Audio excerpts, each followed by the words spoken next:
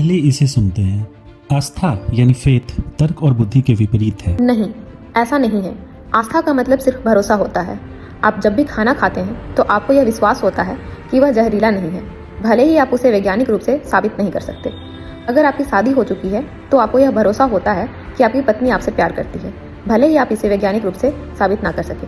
और अगर आप इसे वैज्ञानिक तरीके से साबित करने की कोशिश करेंगे तो शायद वो आपसे नाराज हो जाएंगी, क्योंकि इसका मतलब होगा कि आप उन पर भरोसा नहीं करते। अच्छा सुनिए, बात बहुत सिंपल है। किसी चीज़ पर भरोसा करने की या तो कोई सॉलिड रीज़न होती है या नहीं होती। मान लीजिए कि मैं एक रेस्टोरेंट में खाना खा रहा हूँ। हाँ, मुझे भरोसा है कि वो मुझे जहर नहीं देंगे, लेकिन यह भरोसा हवा में तो नहीं है, क्योंकि मुझे पता है मेरे देश में सख्त फूड लॉज हैं। दूसरा कि रेस्टोरेंट को भी अपने इज्जत और अपने रेपुटेशन की परवाह है।